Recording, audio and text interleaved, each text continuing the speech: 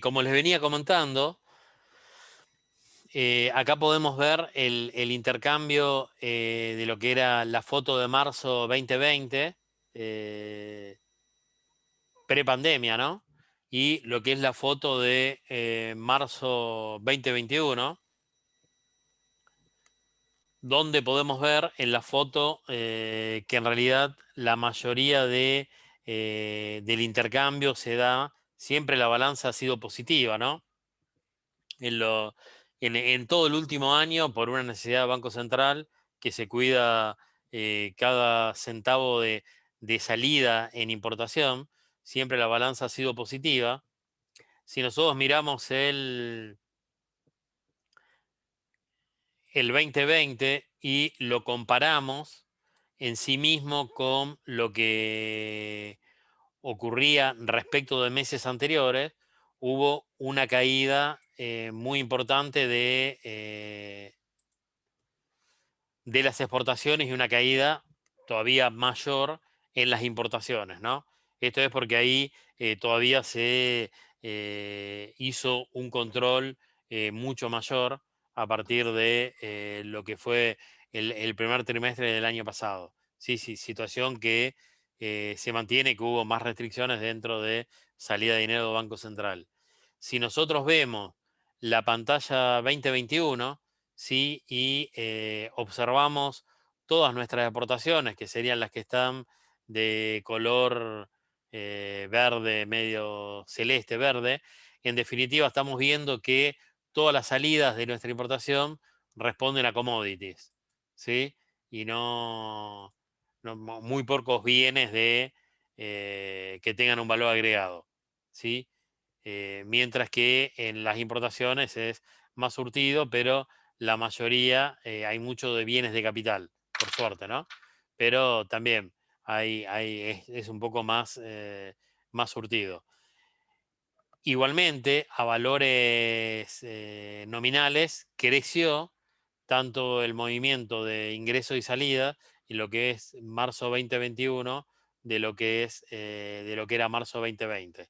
Sí, igual el crecimiento es bajo y la verdad que el movimiento es muy chico, ¿no? Si lo comparásemos contra otros países como la balanza comercial en 2021 es un saldo de 400, la balanza comercial en 2020 teníamos un saldo de 1.000 millones de dólares, ¿no?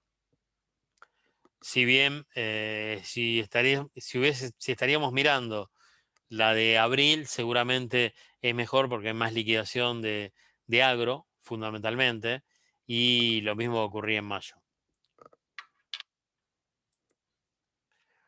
Si nos paramos dentro de las condiciones de Incoterm de 2020, desde el punto de vista de costos, acá podemos ver, de acuerdo al Ex-Work correspondiente, perdón, al Incoterm correspondiente, qué corresponde al vendedor y qué corresponde al comprador.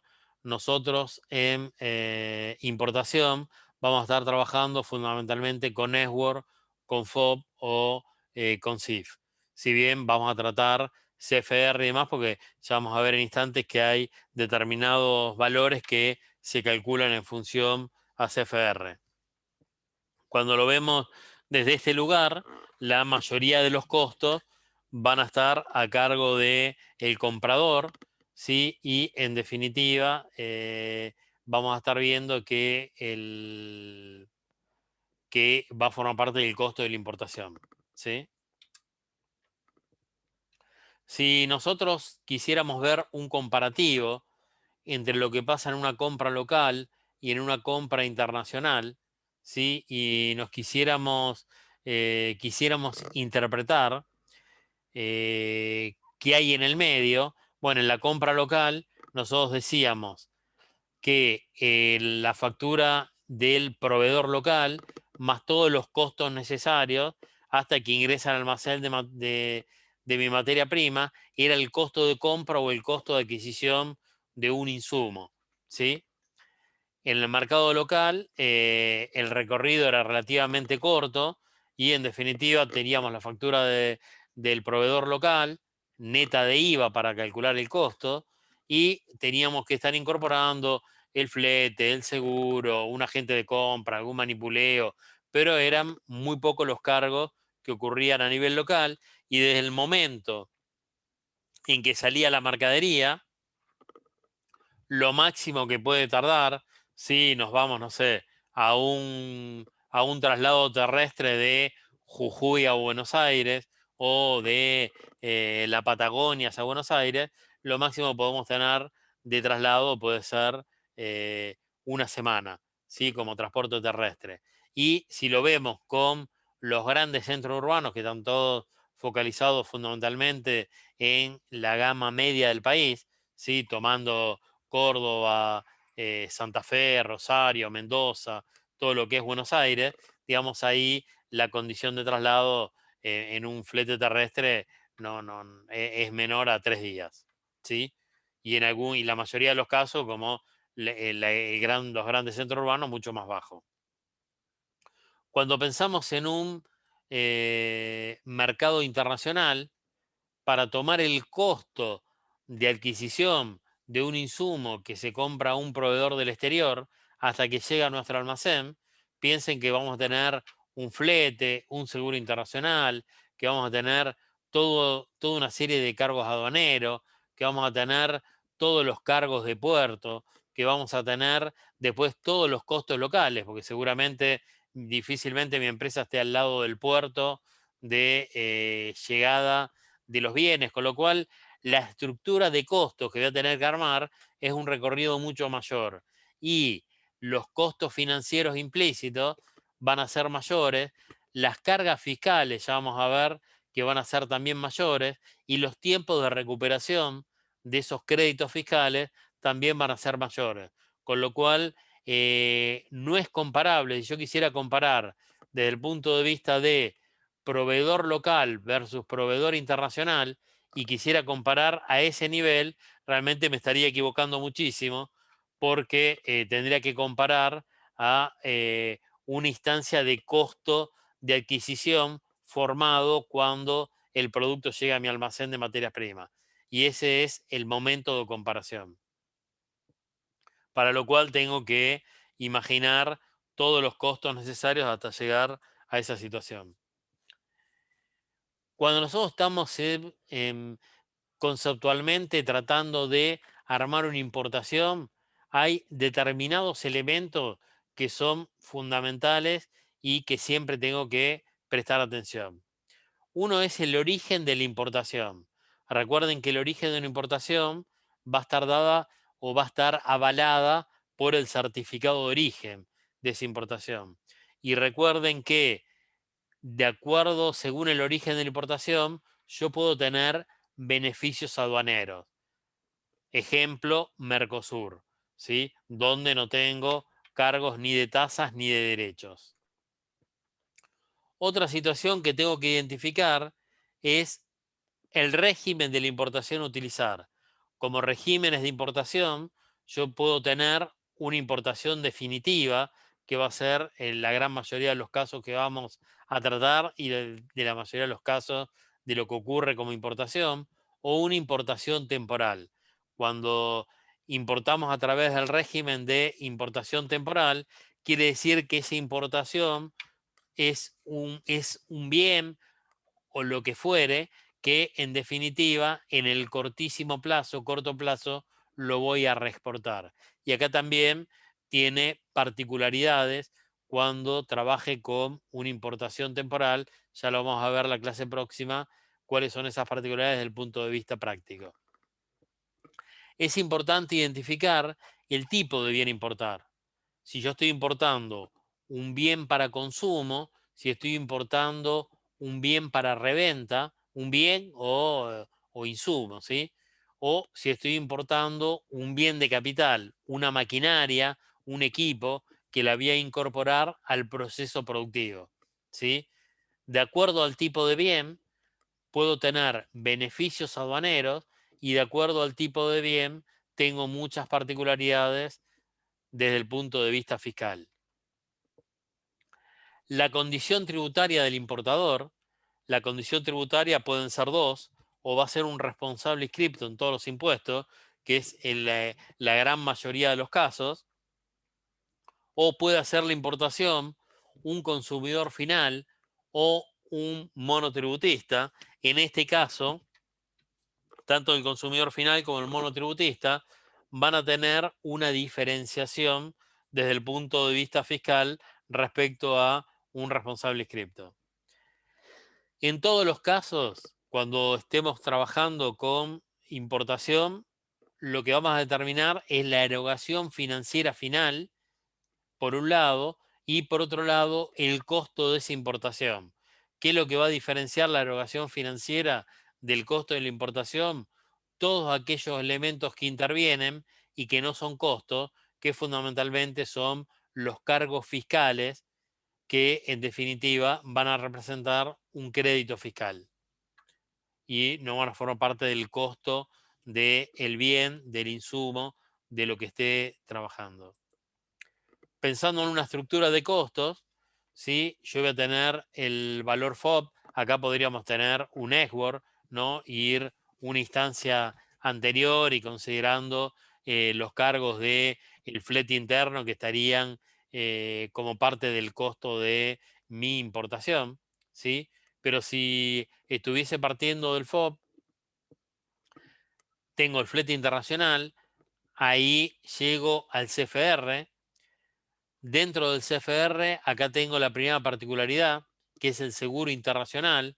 Yo el seguro internacional lo puedo contratar o no contratar, o contratar al valor que negocie con mis proveedores de compañía de seguros, ¿sí? Pero en definitiva, la aduana, para formar la base CIF, va a considerar que el seguro internacional siempre, desde el punto de vista de formar la base CIF, que va a ser sobre lo que va a estar impactando derechos y tasas, va a considerar el 1% del CFR.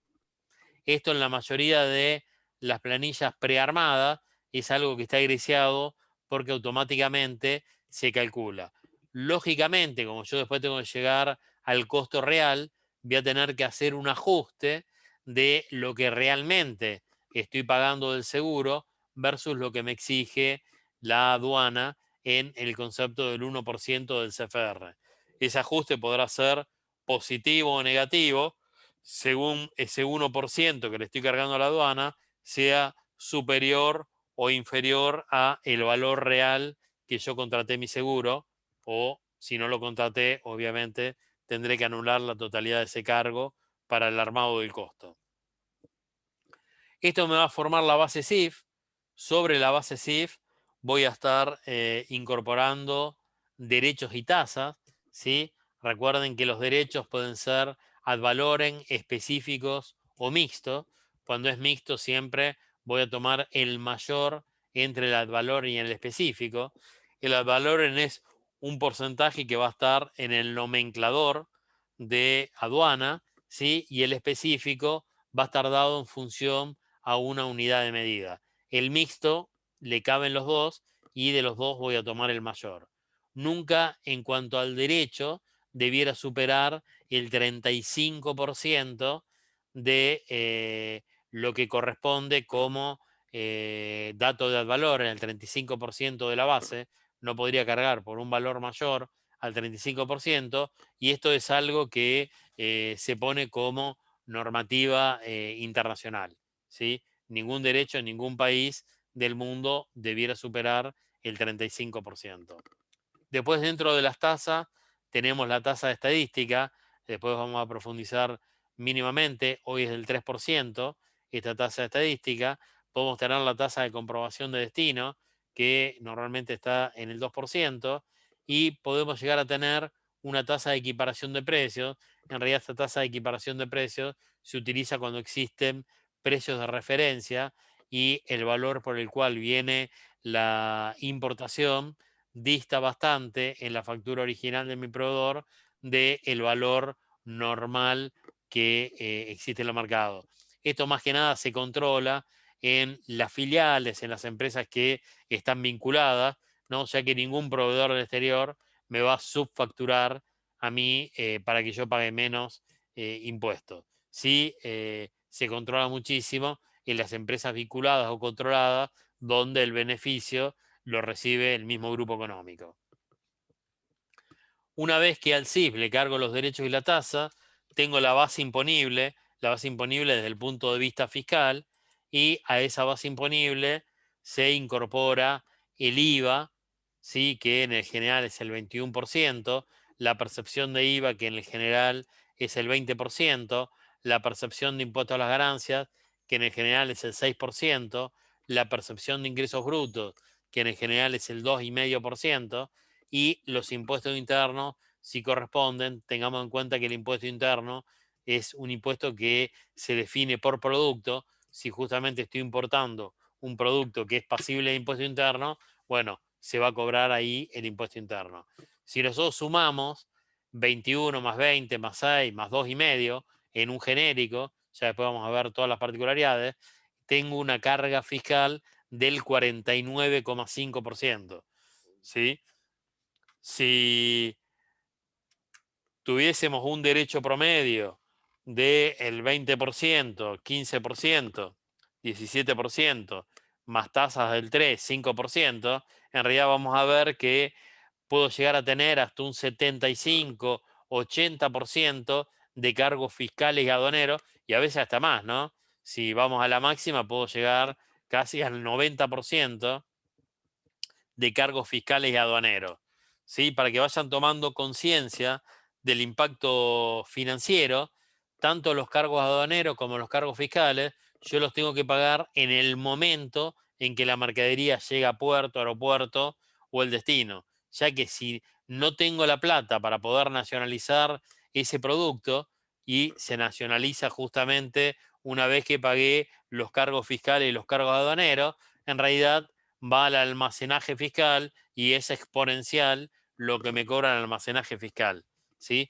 Pero ese porcentaje que estoy incorporando a FIP y aduana por cargos fiscales y aduaneros, en definitiva, si yo estoy importando stock entre 90 y 150 días, recién lo voy a recuperar, y vamos a ver que es mucho mayor a lo largo de quizás 6 meses, un año. Piensen que la tasa mensual promedio es del 5%, cómo impacta ese costo financiero, ¿sí? A su vez, después le voy a cargar el sistema Malvinas, que son $10, el escaneo y digitalización, que son $28, IVA incluido, todos los gastos operativos que existan, el más menos ajuste del seguro, otros costos locales, y recién acá tengo el total de erogación de fondos, ¿sí? Tengamos en cuenta que estos gastos operativos podemos incorporar, no sé, 20 ítems si quisiéramos. Esto para que tengan una noción de lo diferencial. Si yo estoy incorporando un insumo que va a ir a parar a mi almacén de insumos, y comparamos entre la compra local y la compra en el exterior, los pasos para una compra, para una importación, son muchos mayores, y hay costos que son directos, nominales, y costos que están implícitos, que ahí es donde uno tiene que pegar también un foco importante, porque va a haber un impacto en la toma de decisiones. Como ya les venía diciendo, el esquema tributario, o sea, yo tengo derechos y tasas, ¿sí? La base que se utiliza para los derechos y las tasas justamente es la base CIF, y en definitiva la base de cálculo de los impuestos es la sumatoria de el CIF más los derechos y las tasas, ¿sí? Esa es la base de cálculo para todos los impuestos. Vamos a ver que la tasa estadística es del 3%, y ahora vamos a ver en detalle a qué se refiere en un instante. Como comentamos recién, los derechos de importación pueden ser ad valorem o específicos. El ad valorem es un porcentaje de acuerdo al nomenclador o a la clasificación arancelaria, y el específico es un monto por unidad de medida, estos sean kilogramos, tonelada, litro, la unidad de medida que se especifique. Cuando tenemos derechos mixtos, ¿sí? Nada, se toma el mayor entre a valor y específico, y hay que tener en cuenta, como hablamos recién, que el tope máximo es del 35%. Respecto a la tasa de estadística, la tasa estadística era del 0,5 durante el año 2019, cuando empezó a fines del 2019, cuando ya empezó la importante crisis de Banco Central y crisis financiera. En realidad ya se incorporó una modificación en la tasa estadística, era del 0,5 con un máximo de $500, ¿sí? Pasó a ser durante todo el 2020, eso se había hecho, se iba a utilizar exclusivamente durante el 2020 y al 31 de diciembre del 2020, porque era algo por una situación temporal, se iba a revertir. Bueno, ya se hizo la prórroga hasta diciembre de 2021 y como pasa con la mayoría de los impuestos, se prorrogan, que se hacen por única vez y de modo temporal, quedan perpetuados en el tiempo por el afán de recaudatorio. Imagínense que el mínimo o el máximo que yo tenía de tasa de estadística era $500, hoy el máximo son $150.000. Hubo un pequeño crecimiento, ¿no? En el máximo que aplica la tasa de estadística. Y era del 0,5% y pasó a ser del 3%. Ese 3% va a impactar a partir de una importación de $10.000, ahí ya impacta el 3%, por debajo de $10.000, el valor que se paga es un valor fijo de $180, ¿sí? Y por sobre los $10.000 se va pagando siempre el 3% con un tope de $150.000.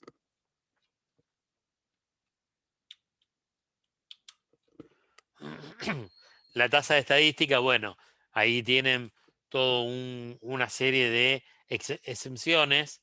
En realidad esto lo van a tener todo después en un resumen de marco teórico, pero bueno, para dar dos aspectos que sí vamos a utilizar desde el punto de vista práctico, va a haber exenciones en acuerdos de mercado, Mercosur, o en mercaderías originarias de Chile, de Bolivia, independientemente de Mercosur, y también cuando se importe un bien de capital, un equipo, una maquinaria, un bien de uso destinado a un proceso productivo, a la actividad económica, también va a estar grabado a tasa cero.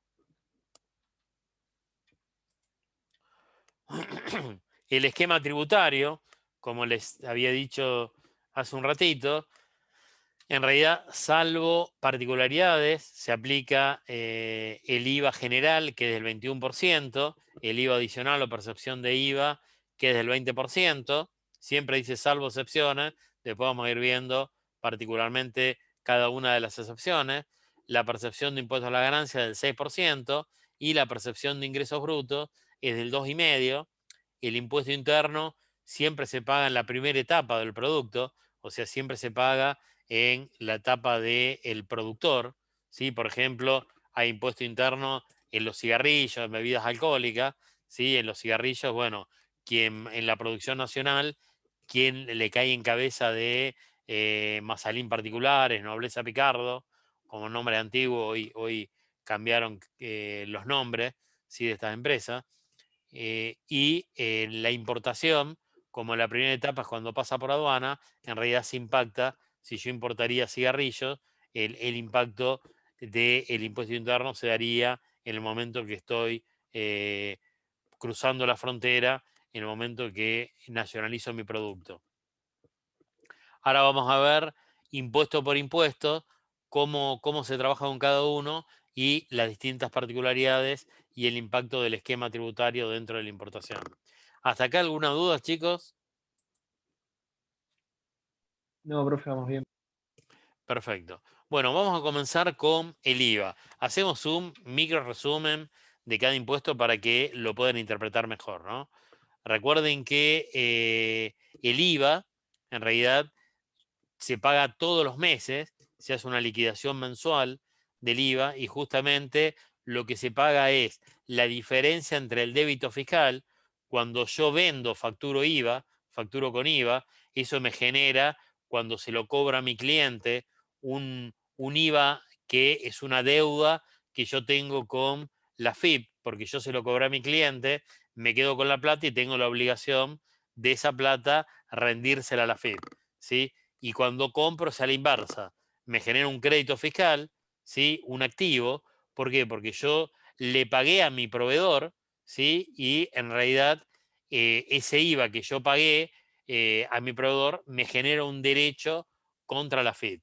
La diferencia entre, también ahí, digamos, las importaciones, vamos a ver que se genera crédito fiscal, ¿no? Tanto por el IVA como la percepción de IVA o el IVA adicional. La diferencia entre mi débito fiscal y mi crédito fiscal mensualmente me va a dar un saldo a pagar en la FIP si el débito fiscal es superior al crédito fiscal, o si es a la inversa, me va a generar un saldo a favor técnico, ¿sí?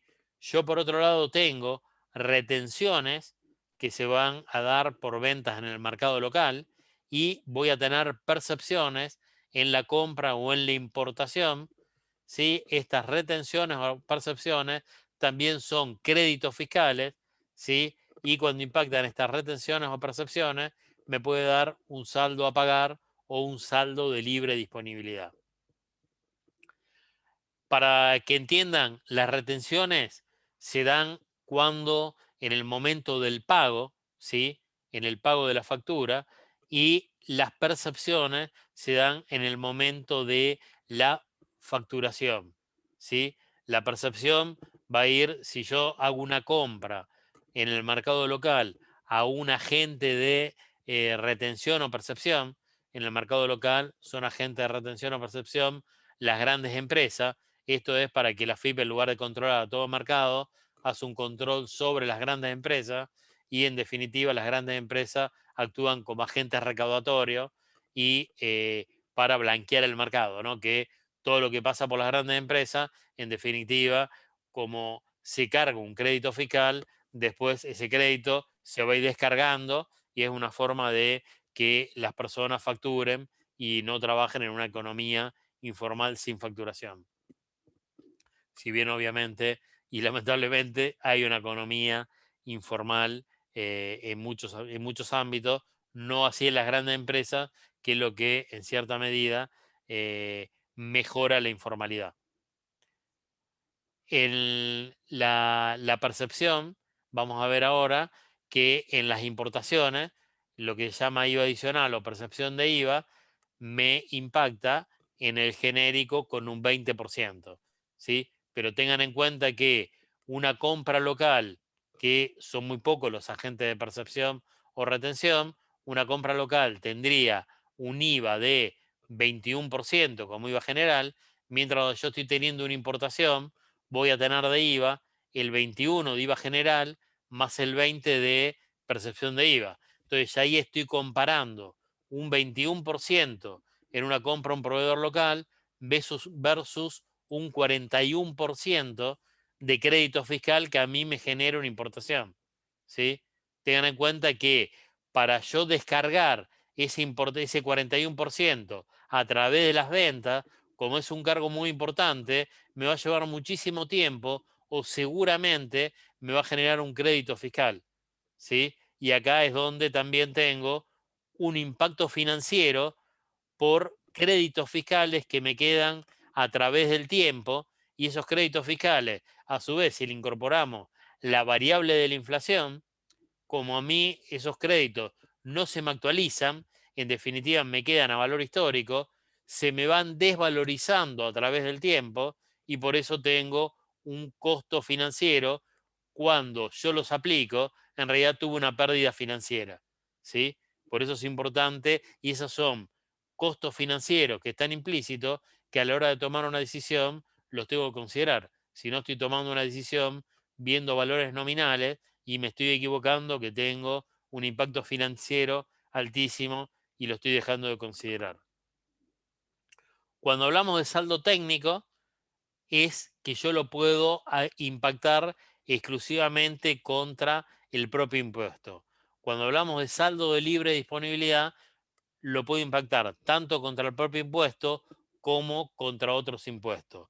hay que destacar que el IVA es un impuesto nacional y en realidad yo lo puedo impactar solo contra otros impuestos nacionales. Por ejemplo, el impuesto a las ganancias también es nacional, ingresos brutos es provincial, con lo cual yo no puedo estar impactando IVA contra ingresos brutos, sellos es provincial, con lo cual yo no puedo estar impactando IVA contra sellos u otros impuestos que son de índole provincial, solamente lo puedo hacer jugar contra impuestos nacionales. En cuanto a la percepción de IVA, la percepción de IVA es del 21%, ¿sí? La alícuota general, y la percepción cuando la alícuota general es del 21%, la percepción es del 20%. Cuando la alícuota particular es del 10,5%, la percepción va a ser del 10%. ¿Dónde se aplica 10,5? En todos los bienes de uso es del 10,5. Si yo estoy incorporando una maquinaria para revender en el mercado local, en realidad voy a estar impactado con el 10,5 más la percepción de IVA del 10. Si esa misma maquinaria no la utilizo para reventa, sino que la dejo en el mercado local, solamente estaría impactado por el 10,5, ya que como es un bien para uso, no va a tener percepción de IVA, ¿sí? Estas son algunas de las tantas particularidades que vamos a tratar cuando veamos también casos prácticos, vamos a ver casos para cada una de las particularidades que pudieran existir. Yo puedo tener, respecto a la percepción, puedo pedir exenciones a la percepción de IVA, ¿sí? Esas excepciones, para que esté excluido de la percepción de IVA, son trámites que uno tiene que hacer ante la FIP. Esos trámites muchas veces son complicados en cuanto a toda la documentación que uno tiene que presentar, y a veces la verdad que cuando uno pide beneficios a la FIP, muchas veces viene acompañado de una inspección en el corto plazo, ¿no? Entonces a veces esos beneficios las empresas dudan, salvo que tengan todo muy perfectamente diagramado. No se piden la presentación de ese certificado de no percepción. ¿Cuándo va a estar exento de hecho? Cuando la importación la hace un consumidor final, no va a existir la percepción de IVA. Cuando lo que estoy importando es un bien de uso para uso propio, ¿sí? No así cuando el bien de uso es para reventa, y cuando hablamos de bien de uso estamos hablando de un bien de capital destinado a un proceso productivo, y cuando es una importación temporal, ¿sí? Que es yo lo voy a reimportar. Y en los casos en que tenga un certificado de no retención o no percepción. ¿Qué requisitos son necesarios para pedir ese certificado? Les nombro algunos, después en el marco teórico los van a tener todo en el envío, que son como 10, ¿sí? Pero los principales es, primero, obviamente, poseer saldo de libre disponibilidad. Esto quiere decir que yo tenga durante un periodo considerable saldos a favor desde el punto de vista fiscal, no tener deudas impositivas ni previsionales. Recuerden que hoy AFIP, aduana, ANSES, todo está dentro de las mismas bases de datos. Cuando hablamos de deudas impositivas, es que yo haya pagado todos mis impuestos nacionales. Ejemplo, no tenga deudas de IVA, no tenga deudas de impuesto a las ganancias, ¿sí? Ni de otros tipos de impuestos que impactan a nivel nacional. Cuando hablamos de deudas previsionales, quiere decir que yo no tenga deudas con el ANSES, ¿sí? Que no tenga deudas de aporte jubilatorio de todos mis empleados. Tener el domicilio fiscal actualizado, digamos, como todas las notificaciones de AFIP van al domicilio, siempre es muy importante para que no se desconozca dónde se hace la notificación, tener ese domicilio actualizado, haber cumplido con las últimas DJ de IVA y de ganancias, pero quizás para poder pedir este certificado, mínimamente yo tengo que demostrar de tener un año y medio de créditos fiscales continuos, con lo cual esos son créditos que me fueron quedando, que no los pude aplicar, no los puedo utilizar, y en definitiva no puedo, digamos, es crédito fiscal que me va a generar, me quedan históricos, y me va a generar un costo financiero implícito. Y tengan en cuenta que yo estoy importando para un periodo mayor de lo que voy a hacerme de ese dinero, ¿no? Porque yo recién, desde el punto de vista financiero, voy a cubrirlo cuando lo vende y lo cobra, y lo cobre, ¿sí? Bueno, las importaciones que están exentas de IVA, estas son particularidades, no hace falta que lo conozcan, lo van a tener en marco teórico, pero bueno, ahí inclusive son fundamentalmente todas las exenciones del artículo 20 de la Ley de Impuestos a las Ganancias, inciso F, pero eso desde el punto de vista genérico y algunos particulares, pero no aplica lo que vamos a ir viendo en la parte práctica. Si consideramos el otro impuesto, que es el impuesto a las ganancias, bueno, el impuesto a las ganancias en realidad se declara anualmente sobre las ganancias del balance contable, ¿sí?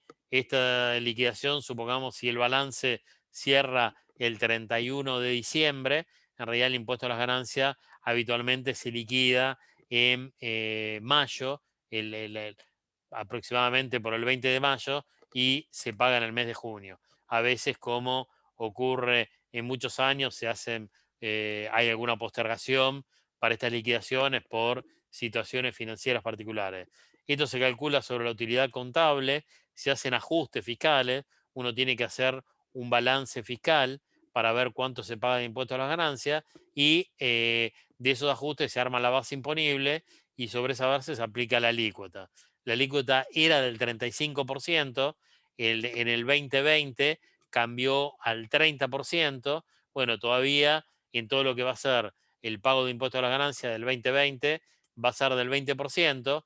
Todavía se está analizando, digamos, dentro de todos estos cambios fiscales, de aumentar ese 30% que tienen que pagar las empresas a un valor mayor, ¿no? Justamente por necesidades de recaudación.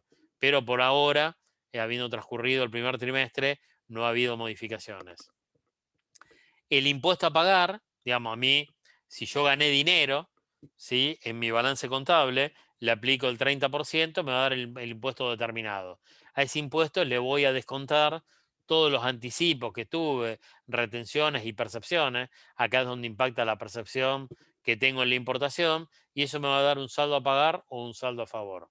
Acá es importante considerar, si bien se nos va a cortar en cualquier momento, si no seguimos con el concepto, es importante considerar que si una empresa perdió dinero, va a tener un quebranto fiscal, no voy a poder aplicar los saldos a favor que me quedaron o el crédito fiscal por la percepción de la importación, y en definitiva es un crédito fiscal que se va trasladando en el tiempo y también pierde valor en moneda real.